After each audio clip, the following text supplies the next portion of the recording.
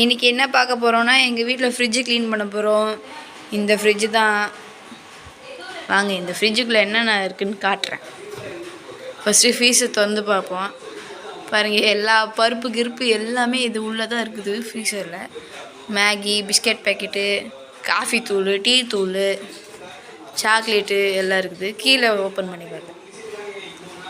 முட்டை, இவ்வளோ மசாலா பேக்கெட்டு, அப்படி இப்படி கண்ணா பின்னான்னு இருக்குது. இந்த பொண்ணு வரா, என்னடா பண்ணுறாங்க ஃப்ரிட்ஜில்ன்ட்டு.